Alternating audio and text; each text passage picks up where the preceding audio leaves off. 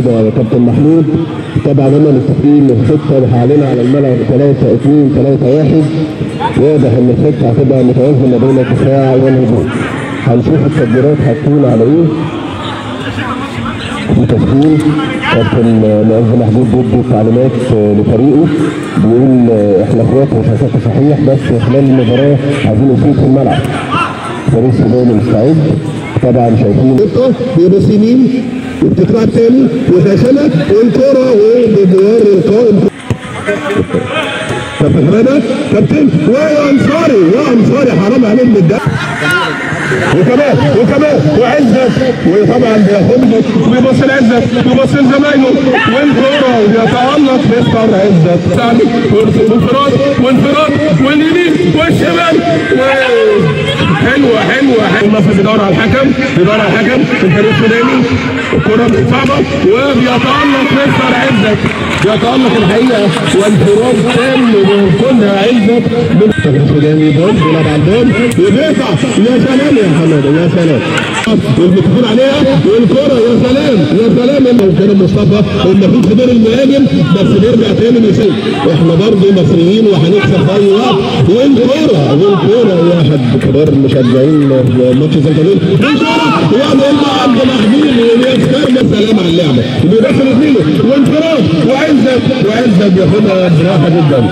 طبعا معايا كابتن عبد الله دردوري كبير مشجعي ماتش الزمالك. بيبص تاني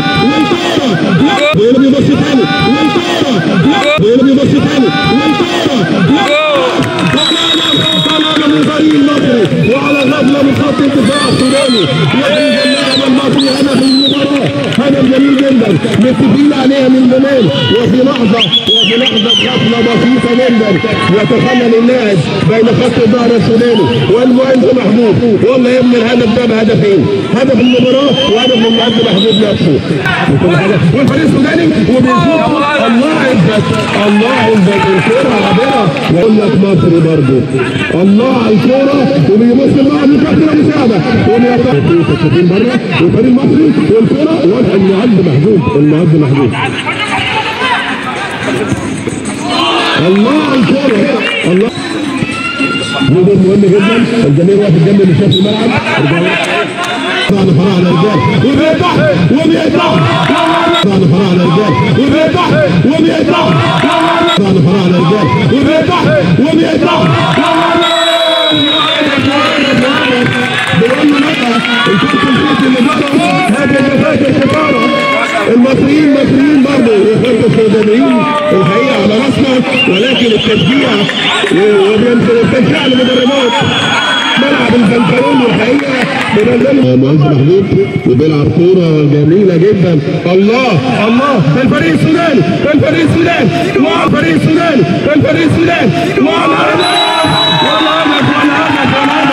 الكرة الحقيقة جميلة جدا بتتلعب مرة واحدة. المعز محمود مجبوز والكرة باحتراف. يا عزت أعزك الله يا ابني والله. المصري ببصوي والقطع السوداني الله. كابتن إيهاب ياخد من ضربة المرمى وبيحاول وكابتن معز وبيحرس المرمى. الله كابتن معز محترف يا جميل. واللاعب السوداني الشقيق بيرجع تاني اللاعب الحاصل على الدوري السوداني 8 مرات والكأس 3 مرات. كرة مرتدة وبيلعبها باص طويلة.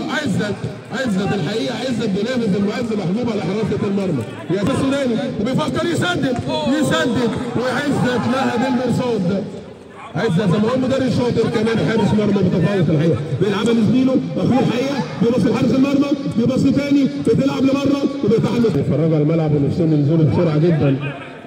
الله كابتن معز محمود بيتدخل في الشمال وبيلعب والمعز محمود يا راجل. والاسد برج الاسد المعز محمود بينقذ مرماه للمره الثالثه، وده دليل واضح جدا على تفوق الفريق المصري.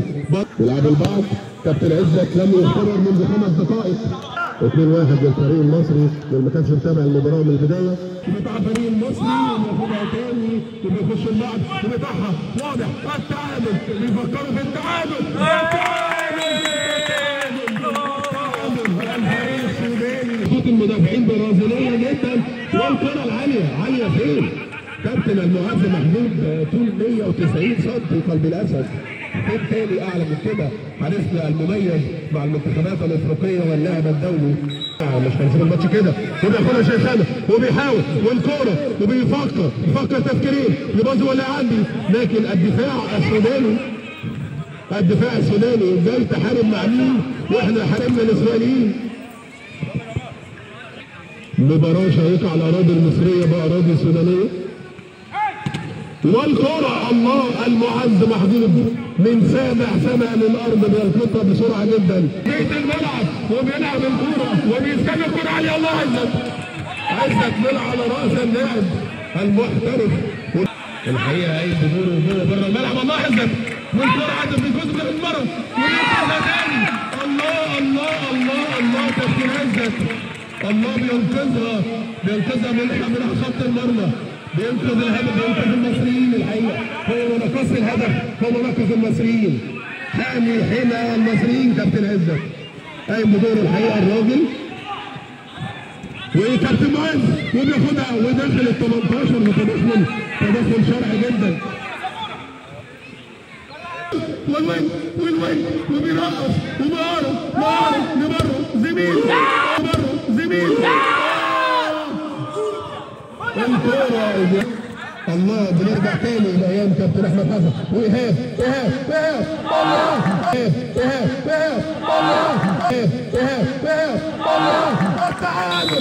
التعادل مش متوقع الحقيقه. الراجل بهجمه عنتريه من منتصف الملعب وبيخش ما بين المدافعين بيشوط مره واحده والكوره بتسكن شباك عريضه للاسف كابتن مازن محمود. والتعادل طبعا جماهير 22 ابو تريكه ولا ايه؟ بياخد معاه لاعب تاني بيبص لزمايله وبتتشاط المعز محمود بينقذ يعرض نفسه للخطوره وبيخترق الصفوف. والمعز محمود بالراحه على الارض ابو تريكه مهاري ما بين اللعيبه وبيرجع تاني. الله كابتن معز محمود رقم 12 عالميا للراجل لسه ما دخلش في المباراه. ويقول عزت بيحاول يعملها شبه من فيه، لكن عزت بيقول له على مين يا راجل؟ احتراف السنين.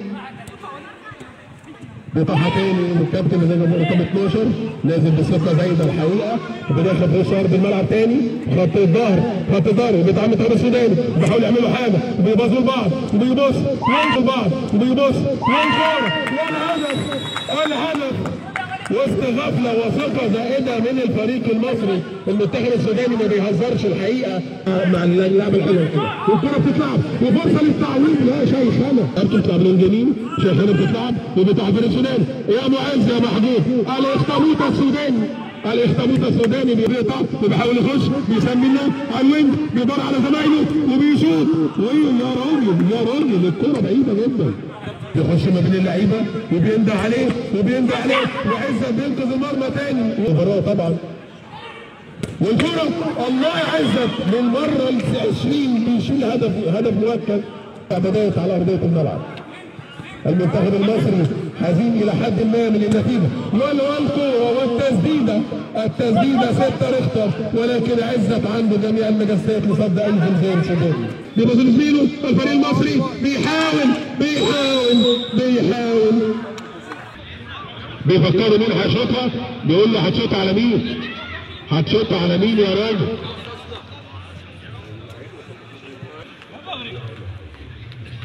بيشوط